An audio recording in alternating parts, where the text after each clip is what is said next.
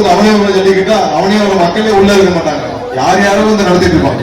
அப்படிலாம் இருக்காது. எந்த பாகுபாடும் இல்லாமல் மக்களுக்கான ஜல்லிக்கட்டா இருக்கும். அதுல எந்த பாகுபாடு, எந்த ஜாதி பாகுபாடு, எந்த மத பாகுபாடு, எல்லாருக்குமே வாய்ப்புகள் இருக்கும். ஜல்லிக்கட்டு நம்மளுடைய பாரம்பரிய நிகழ்ச்சி, நம்மளுடைய பாரம்பரிய விழா. அது அப்படிதான் இருக்கும். அந்த வாக்குறுதியை முதலே சொல்லியிருந்தோம், அதை கண்டிப்பா செய்வோம். அப்படிதான் எல்லா இடத்துலயும் சுதந்திரமா நடக்கும். அதுலயே நிறைய லாபி இல்லையா? ஜல்லிக்கட்டு நடத்துட்டு ஒரு பெரிய லாபி. அந்த அமைச்சர் சொன்னாதான், மூர்த்தி சொன்னாதான் ஜல்லிக்கட்டு. மூர்த்தி சொல்ற நடப்படிதான் நடக்கும். அப்படிலாம் இல்ல. இனிமேல் அரசு சார்பா எடுக்கும்போது மக்கள் எப்படி சொல்றாங்க அப்படிதான் நடக்கும்.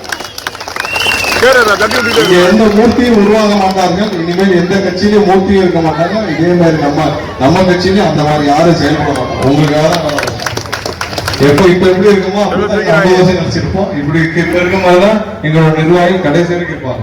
நாளைக்கு உள்ளாட்சி தேர்தல் வரும். எங்க நிர்வாகிகள் கவுன்சிலர் வருவாங்க. உங்க கூட இருந்து, உங்க கூட களத்துல இருந்து இவங்க தான் வேலை பார்ப்பாங்க. இதுக்கான கவுன்சிலர் யாரும் பார்த்திருக்கீங்க? என்ன பாக்கையா? யார் ஏரியா பக்கம் வந்திருக்காரு? கவுன்சிலர் எல்லாம் ஏரியா பக்கம் வந்திருக்காரு. நான் போனதுல ஒரு இடத்துல பேசுறப்ப சொன்னேன், என்னாச்சு போனதுல பேசுறப்ப சொன்னேன், கவுன்சில் 20 கோடி 30 கோடி கொள்ளையடிச்சாங்க. உடனே பயங்கர கோபம். எங்களை பார்த்து கொள்ளையடிச்சான்னு சொல்ல மாட்டோம். உண்மையா தான் சொன்னேன். ஏதாவது போய் சொன்னா தைரியம் இருக்கா? உங்க கவுன்சிலர் எல்லாம் திமுக கவுன்சிலர் லிஸ்ட் போடு. 4 வருஷம் கூட 5 வருஷம் கூட என்ன சொத்து பட்டியல் வச்சிருந்தீங்க, இப்ப என்ன சொத்து பட்டியல் வச்சிருக்க? தைரியம் வந்து வெளியிடு. எவ்வளவு சொத்து, எத்தனை கோடி வாங்கி சொத்து வாங்கிருக்கீங்க நீங்க வெளியிடு. தைரியம் வந்தா வெளியிடுறோம். உண்மையை தானே சொன்னோம். மக்களுடைய பணத்தை ஒவ்வொரு கவுன்சிலரும் 10 கோடி 20 கோடி 30 கோடி 40 கோடி கொள்ளையடிச்சீங்கன்னா சொல்லுவோம். கொள்ளையடிச்சீங்கன்னு சொல்லுவோம். கண்டிப்பா அதுக்கான என்ன தண்டனையோ, நீங்க தப்பு செஞ்சுட்டா அது ப்ராப்பர்ட்டி டாக்ஸ்ல மாநகராட்சியில எவ்வளவு ஊழல் நடந்துச்சுன்னு தெரியும். விரிவா விசாரிக்கப்படும். விசாரிச்சு யார் யார் தவறு செஞ்சாலும் கண்டிப்பா 100% நடவடிக்கை எடுக்கணும். மக்களுடைய சொத்தை யாரை திருடினாலும் நடவடிக்கை எடுக்கணும். இத்தனை 4 வாரம் அமைச்சரவை ஆயிடுச்சு. தலைவர் அண்ணன் விஜய் வந்து முதலமைச்சராகி 4 வாரம், 5வது வாரம் ஆயிடுச்சு. எப்படி இருக்குன்னா அவை தலைமைச் செயலகம் இது அங்க எல்லாம் வந்து வர்றதே பார்த்தீங்கன்னா காலையில அவ்வளவு கூட்டம் வருது. எல்லாம் பொதுமக்கள். இன்னைக்குதான் பொதுமக்கள் வந்து தலைமைச் செயலகத்துக்கு வராங்க. வந்துட்டு ஒவ்வொருவரும் அந்த அமைச்சரை பாக்குறாங்க, சந்திச்சு பேசுறாங்க. இதுக்கு முன்னாடி தலைமைச் செயலகத்துக்கு போய் நம்ம தான் கவுன்சிலரே பார்க்கலையே, அப்புறம் எப்படி அமைச்சரை பார்க்க முடியும்? அப்படி இருக்க சூழ்நிலை மாறிடுச்சு. 9:30 மணிக்கு வந்துடுறாரு அண்ணன் விஜய் முதலமைச்சர். 9 மணிக்கு வரவர் மதிய சாப்பாடாங்கிறா.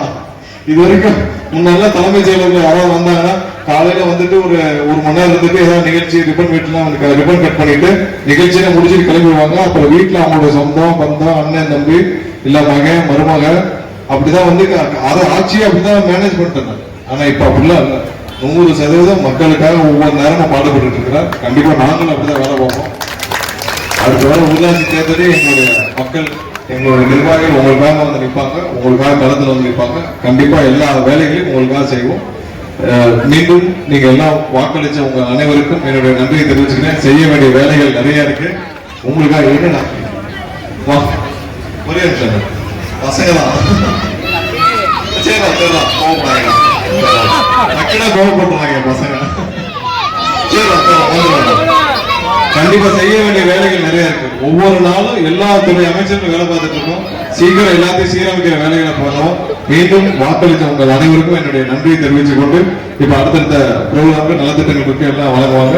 அனைவருக்கும் மீண்டும் நன்றியை தெரிவித்து விடைபெறுகிறேன். நன்றி, வணக்கம். பிளே ஸ்டோர் மற்றும் ஆப் ஸ்டோரில் இருந்து பாலிமர் செயலியை QR கோடு மூலம் பதிவிறக்கம் செய்யுங்கள். செய்திகளை உடனுக்குடன் பெறுங்கள்.